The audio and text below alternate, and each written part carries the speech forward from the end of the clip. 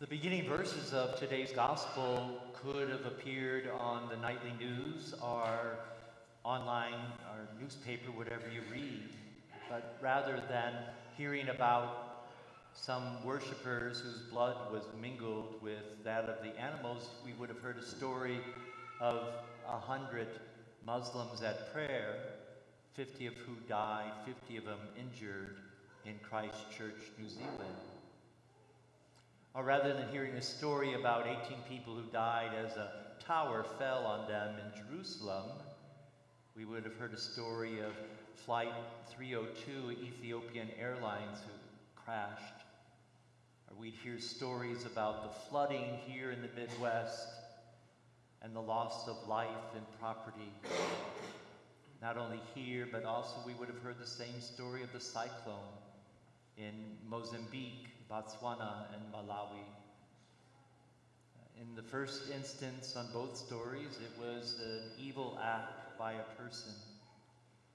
And the second is either both an accident and or an act of nature. And usually as we see suffering both close at hand or on the news, we begin to ask questions like, why is there suffering? Why do people suffer? And its sister question, why do bad things happen to good people? Certainly was the questions that Jesus' community was asking of him. One of the things that respond is, we all know very well that suffering is a part of human experience. It may be spiritual, it may be emotional, relational, physical, or whatever, but each one of us here knows someone who has suffered either personally or someone who's near and dear to you has suffered. And usually the question is, why? What happened? Why is this happening to those that I love? The root of the word for suffering comes from a word that means endure, permit, and allow. I'm not sure that usually helps me when I feel in a painful situation, but that's what the suffering is about. So how do we give answers to those questions? Well, here are some popular beliefs and things that people hold to. One pointed out in the gospel story was people suffer as a result of sin. Except the difference was not so much that because there's sin present, but this was punishment due to sin. People suffer because of something they have done wrong. And Jesus was trying to change that idea about, good people don't suffer, bad people do, sinners do suffer, non-sinners don't. It's like that they had nothing to do with what was going on, and yet we still, Christians too, hold on to that. That somehow suffering is related and caused by sin. Maybe relationship, but is it always causal as a sign of who's saved and who's not? Another one of the ways to try to understand suffering is that it is a test from God that will help us with some future glorification. It's true.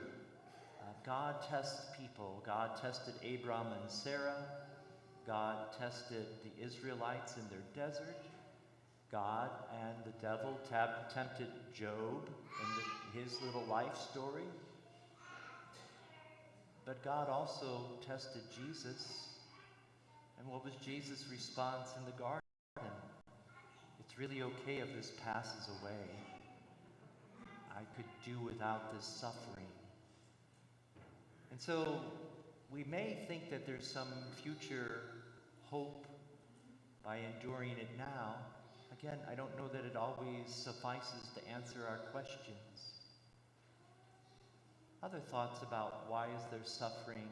Part of our own human nature in its biological state is always evolving and transforming, and that there are still sometimes accidents that occur. Our cells break down and become cancerous. Can't say like this was the direct cause. It might have been, but again, we may look in that area. Sometimes we talk about suffering as a result of the loss of the original blessing. Sin and evil enter the world, and that's why at times people do suffer. And finally, one more thing is there is suffering because there's free will. It's the one thing that God has never taken from any of us. We all have the ability to make choices. And sometimes the choices I may make may cause you to suffer. As we continue to think about suffering and how do I get a handle on it, there's images of God that come forward and that might impact that. Some people see God as the grand puppeteer. God is controlling everything with many lines all at once, can certainly multitask. And it's the answer is like, God, would you take care of me now to make this better? You can, if you want to. Sometimes people feel that God is aloof. There's a distance from God. So God is aloof to our suffering. The reading from Exodus today would tell us differently. It would say that God, in his conversation with Moses, said, I heard the cries of my people. I've witnessed their suffering and their affliction, and I'm going to do something about it. But even with that, as I said earlier, the people still continue to suffer in the desert because of some of the choices they made. But even some didn't make it into the promised land. Those are just some scenarios about how do we respond to this reality in our lives, this mystery of suffering.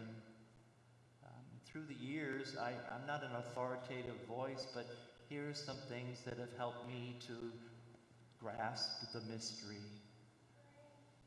The one thing about suffering is it's an invitation for me, for you, to be present to another in the midst of their suffering, especially and maybe because when we feel helpless and it's out of our control.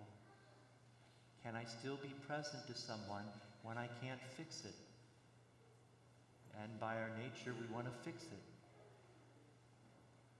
Suffering is an opportunity for us to live with questions unanswered. And none of us really like that a lot, especially since we've become such an advanced scientific community. We can just figure this out. If I figure it out, it'll be able to allow me to suffer in a different way. It's sort of a story of my mom. The last 15 years of her life, she certainly had a variety of reasons for physically suffering. Some would be typical of the aging process. There were other things that were just quirky and unusual. And my mom was always the question, like, why? I did what they told me to do. My mom was 5'4". She ended up being 4'9" with osteoporosis. And she's like, why did this happen? I took my Oscal. See, all you ladies knew that story right there. Why did it happen? And it's something that we do a lot. Why did it happen? And it's like, can I live with the question unanswered? And the other third part that makes sense for me is about an invitation to surrender. To surrender to this mystery that I can't fix, I can't understand, I can't control. It is what Jesus did. It's our invitation also. Like I said, suffering, the mystery of suffering is a part of our lives. The gospel reminds us of it today. I don't know if I answered questions. I'm not an authority. It's what makes sense to me. Hopefully it might help you, especially in the times when you're experiencing the reality of suffering in your life.